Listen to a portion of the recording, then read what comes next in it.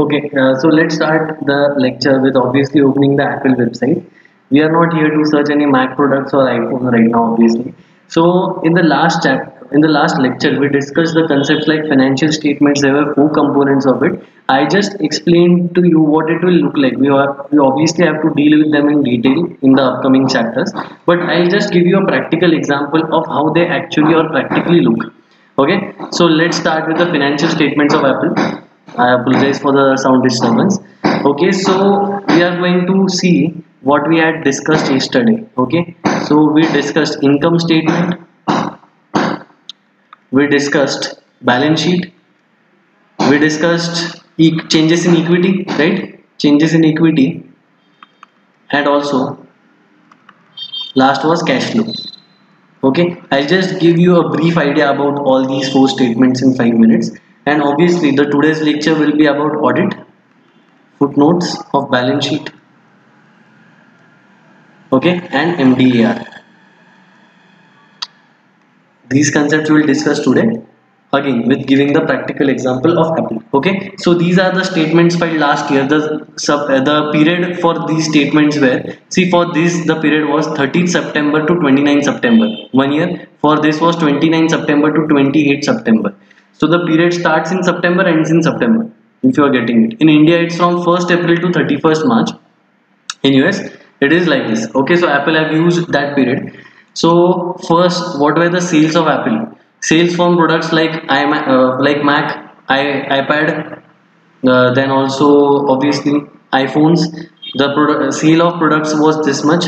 This is in millions, so it's not just like 213.83 dollars. It's not like that, it's in millions. Okay, so this is total net sales, total sales. Then you reduce the cost of purchases. This was incurred for purchasing those products as in iPhone, RAM, the retina display camera, the retina display cameras, right? So the total expenses came around to this figure. Gross margin is like gross profit before deducting all expenses. Rest of it like research and development, general administrative, marketing expenses, all this before income tax and everything. So net income for Apple last year was $55,256 million. Okay, so that's huge income. Okay, let's not go into earning per share and diluted per share. Let's not go into that right now. So you understand the profit. This is obviously the profit. Net income is profit for Apple. So this is your income statement. Okay, they have made again detailed components of the income statement. Comprehensive income, they have also added foreign currency transactions, because Apple also sell products all over the world. So there will be foreign exchange differences. As in Apple, suppose an Apple product is being sold in India, the dollar price is same. Let's say an Apple iPhone is $1,000 rupees. The dollar price is same, but conversion of rupee into dollars changes. So maybe Apple sometimes gets more dollars or less dollars, and because there is a subsidiary in India, the dollars, as I said, remains the same, but the rupee conversion, because of that component, the amount is changed. Okay, so this they have shown comprehensively. We don't need to go into that. Let's go into the balance sheet. Okay, the consolidated balance sheet. See, the current assets, as I have said in the last lecture, current assets are those which have a period of less than 1 year, and non-current means long-term assets, right? I have discussed this in the last lecture. Current assets means the assets for less than 1 year. Cash and cash equivalents. Apple has a cash reserve around $50,000 million. Okay. Marketable securities, shares, or any investments. Accounts receivable. The money they are supposed to be received from customers. This is sort of your debtors. Inventories, the unsold stock lying with them. Non-trade receivables. Apart from inventories, apart from the iPhones, they are supposed to receive this much amount from their vendors. Okay, suppliers. Sorry, the products they sell to, they are supposed to receive this much amount. Other current assets are 12,352. Okay, so the total assets, current assets. Then marketable securities again held for long term. Property, plant and equipment, that is their premises, their machinery and everything. Other current, so total assets comes to $338,516 million. Okay, let's go into the liabilities. They are supposed to pay accounts payable to the creditors 46,000. Okay, other current liabilities, deferred revenue, that is income they have taken in advance, but the benefits or the services they will provide in the future. We have to discuss all this in detail. Commercial paper and debt, these are specific chapters we are going to study. Okay, long term liabilities, term debt, non current liabilities. So the total of liabilities always matches total of assets, and as I have discussed this yesterday, this is sort of your capital, shareholders equity or owners equity. So Apple share is $0.00001. So the value of one share is $0.00001. But if you look at the market price of Apple today, because market price is obviously different from, this is the face value of Apple share. I'll just give you market price of Apple. Okay, so as of yesterday, this was $343 rupees. So a share worth on whose face the value is $0.00001 is worth $343 today. Okay, retained earnings, that is unaccumulated, that is accumulated profits not yet distributed, and other income. So owner's equity is 90,488, rest is borrowed money. Okay. So this was your balance sheet. This is your changes in equity statement, right? Shareholders equity, changes in equity statement. At the beginning, if there are any new additions, retained earnings, other accumulated balances. Okay, this is your total shareholders funds. So this is your changes in equity. Again, I am not discussing this in detail because the next chapters are covering these specific segments. Okay, so this is your changes in shareholder equity, and this is your cash flow. As I have discussed, there are three activities: operating, investing, and financing. Operating is always related to the business. See the cash generated just from operating activities, it is $69,391 million rupees. $1,000,000, not rupees. Okay, then next it was investing activities. The cash from investing, they have purchased some shares, they have sold off some shares. Actually, they have sold off many things. So if this cash flow is in positive, it means they have sold off some securities. See, this they have purchased. The figure that is negative is they have expended some money, and the figure which is positive, they have received some money.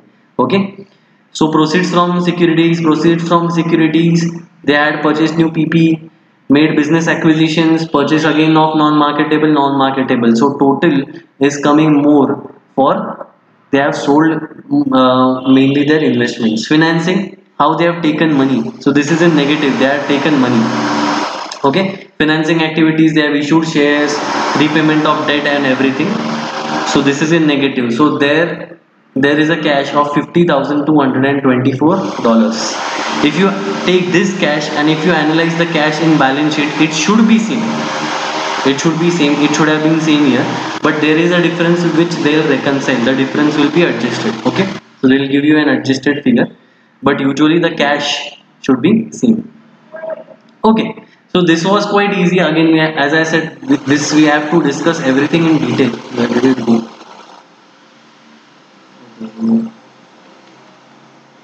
Just a minute. Let's start with actually today's session. What we are going to study here today. I apologize for the disturbance. Can't do anything about it. Okay, so we are going to see footnotes. As in, after these statements, there are some notes which they are starting. So these statements are actually more important than what we studied before. Okay, the financial statements give a brief idea, but how these figures came, it is all represented in the notes. I'll read the theory first. Financial footnotes. It includes disclosures made. See the first statement, the first note is about accounting policies they have followed. Obviously, we have to discuss this in detail. What policies they have followed, what is the advertising cost, what is the basis for it, what is earning per share. They have shown all the tabulated diagrams, what is cash equivalents and marketable securities. They have given detail for each and everything. So a normal investor who doesn't understand financial statements much, he just studies what we studied right now. But a thorough investor always reads the notes first and then goes on to the financial statements. Okay, so it includes disclosures that provide further details. These will provide the further details. Footnotes allow users to improve their assessments about amount, timing, and uncertainty of the estimates. What are estimates? I'll tell you first what are estimates. Estimates, as in some expenses you can just assume, you can just predict. Okay, there are some expenses only which you can assume or predict. These expenses are yet to be incurred. For example, let's say Apple is facing a lawsuit. Right now Apple is facing a lawsuit. Even they lost that lawsuit, they were intentionally slowing down the phones. जो नए phones आ रहे थे, उसमें जो software जो iOS नया update आ रहा था, it was intentionally slowing down the phone for proper battery consumption. So someone won that $500 million, I think so was the lawsuit जो compensation भरना पड़ा. So if they lost that lawsuit, they have to pay. But is it right now? Is it just that figure? No, the legal expenses are also supposed to be paid. There are also some fines or penalties or whatsoever. So many expenses are to be paid. Can you assume it right now? Can you predict it right now? No. Until the expenses become a reality, until the court orders that this is the amount you have to pay, final amount, final bill. So these are all just predictions. These are all just estimates. Okay. So estimates are the expenditure to be incurred, but it is not yet fixed. The amount is not yet fixed or certain. Okay, so these footnotes discuss the basis of presentation for the fiscal period. As we had seen, this discusses whatever was mainly in the financial statements, provide information about the accounting methods for assumption. The first note, IAS1, it always disclose about the accounting policies followed. Okay, and additional information if they had acquired some assets or they have incurred some liabilities like any lawsuit or anything. Okay, so if you go on to these notes, if you study these notes, see you can iPhone is the best selling product they have. So this gives you a more great idea. The watch, Apple Watch is also giving good figures. Okay, so if you analyze this, you can definitely see that the services, even Apple has now launched Apple TV, so this will come in this fiscal year. But what you can analyze is if there is a loss making unit, let's say Mac was in loss, so the best decision would be to stop producing Macs, or if iPad was in loss, the best decision would be to stop producing iPads. This decision you can take with this note, this specific note 11. Okay, so without understanding the notes, you cannot understand the financial statements exactly. See, they are putting some unrealized losses also. That is unrealized losses, that is losses not put in balance sheet. The securities value and unrealized losses. Once you all study this in detail, then you will get a clear picture of what Apple's books are. Restricted cash means the cash they cannot withdraw or something, right? Restricted cash, these two components they cannot withdraw immediately, though this is included in cash, but it's not exactly cash. You can put up a picture like that.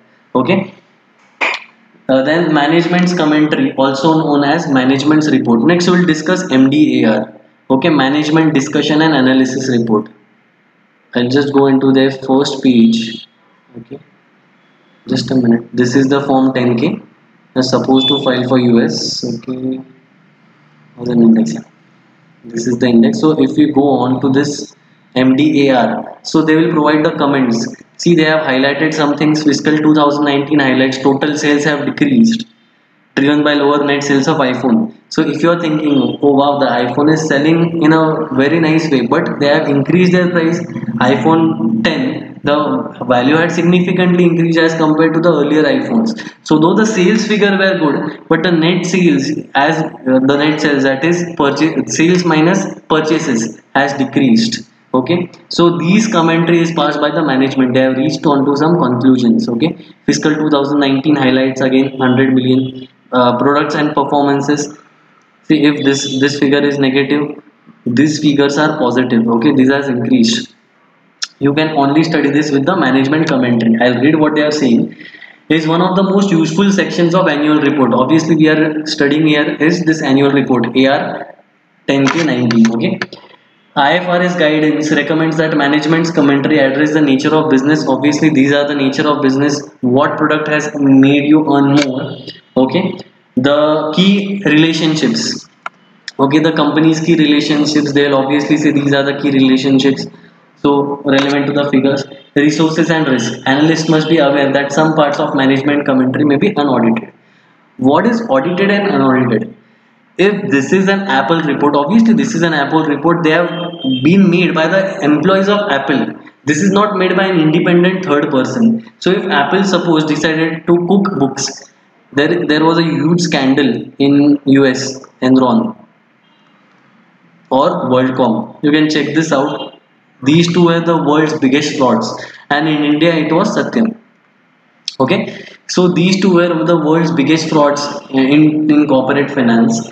What happened was इनके जो financial statements थे वो बनाए थे उन्होंने, obviously उन्होंने ही बनाए थे, and there was a company called as Arthur Anderson, and they were supposed to check what books they have prepared. But the problem was these two companies were cooking books, especially in Enron. These two companies were cooking books. Arthur Andersen was not the auditor for both the companies; it was just for one. These both companies were cooking the books, so it was the duty of auditors. Who are auditors? They check the financial statements. Okay, whatever the financial statements we are seeing, a person, even you, once you get a CFA degree, you can check the financial parameters. So auditors are the persons who check financial statements. They were supposed to check it in a proper way, but they didn't, and it turned out to be a huge scandal. People lost money, people invest in the company, people buy shares, and many lost their lives because of this. So the auditors were penalized, the Arthur Andersen firm was dissolved, and what not happened. But the point is, the statement should be verified. The statement should be checked by an independent third person. Those are auditors. Okay, so auditors are the independent third persons who check financial statements, their accuracy, what the management is saying.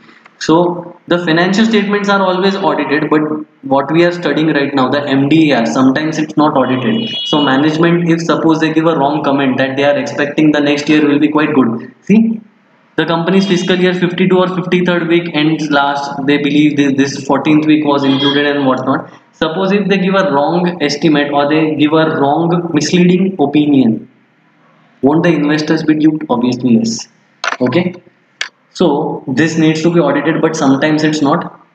Okay, for publicly held firms in US, the SEC, Securities and Exchange Corporation. Okay, so SEC is the body. In India it is SEBI. So they regulate the stock market and they regulate the companies which are listed on the stock market. Okay, requires that MDA trends and identify significant events and uncertainties regarding firms' liquidity, resources, results of operations. So they should highlight if there is any uncertainty in terms of any event, that is some unfortunate event they are seeing which is bound to happen, like the impact of coronavirus. Automotive sectors will need to report this in MDR, the quarterly report. See, this was the quarterly report of Apple. This was on March 2020, quarterly report. Okay, so they are supposed to report if there are any unforeseen events, if there is some estimates that the company is going to be in loss, there are facing liquidity problems, everything they are supposed to be mentioned here. Okay, effect of inflation and changes in price also they are supposed to be given. Okay, so let's go on to the next page. Impact of off-balance sheet items and contractual obligations such as purchase commitments. In here, if you have a detailed look, they will give the contracts. Okay, these are the sales. So the contracts that they are supposed to happen, it will be somewhere here. See, it's the page. It's around 100 pages. Okay, so there are such minute things you have to observe and pick up.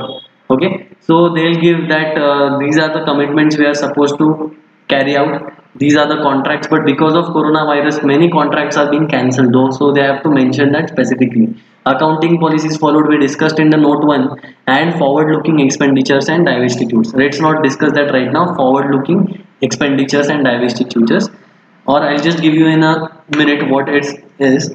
Forward looking expenditures are the expenditures which they think can happen in future. Okay, so what is audit? Now let's study audit. Okay, so this is a statement filed 10K by the company. Okay, so now what is audit? Whether these statements which they have filed is right or wrong. Whose job it is? As I have said, it is the job of an auditor.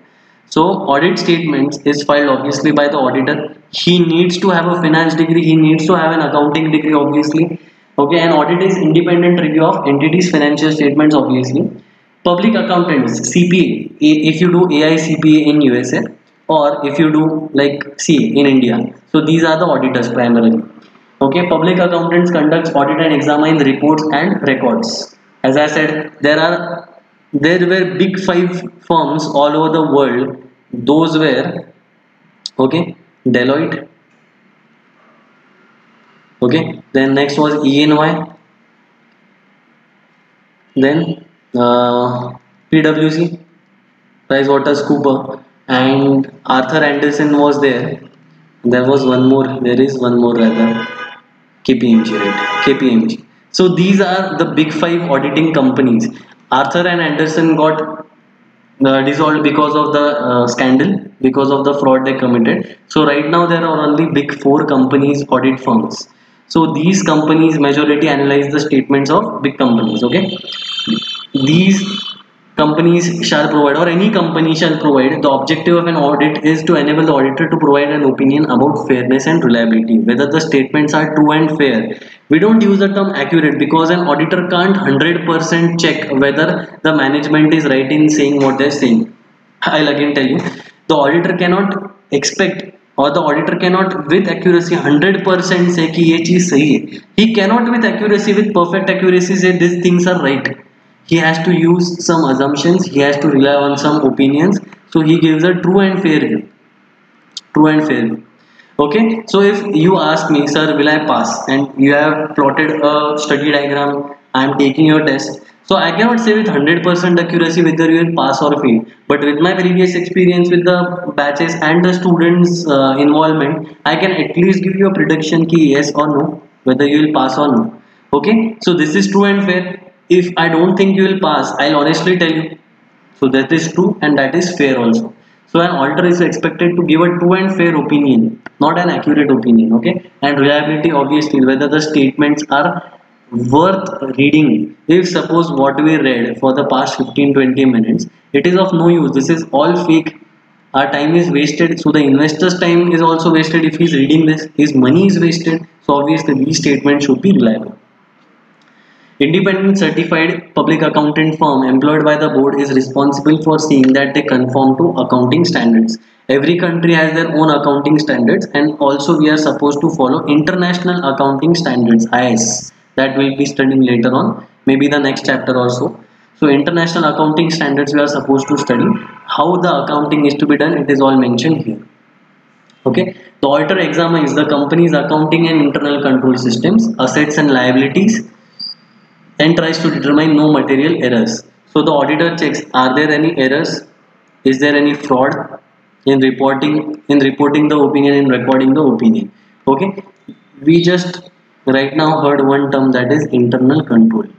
Internal control, so this will study on once it comes, so let's keep it aside. Okay, a standard auditor's opinion contains three parts. So the auditor's opinion generally consists of three parts: whether the financial statement which has been prepared by the management, he has performed an independent review. So first of all, auditor has to say whether a review has been conducted. Obviously yes.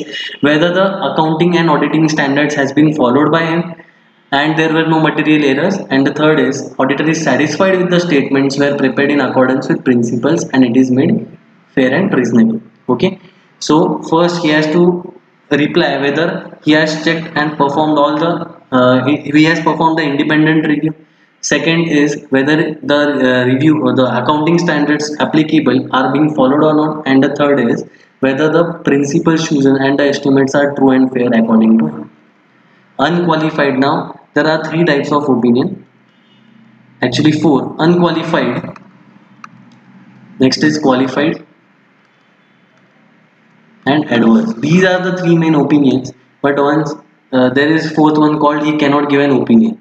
Okay, so unqualified is that your books are absolutely perfect. Qualified means some reservations are there, some problem things are reflected in the financial statement. So unqualified means your statement are like complete, everything is done perfectly, कोई भी दाग नहीं ऐसा जो अपन बोलते हैं. So unqualified statements are perfect in every reasonable way.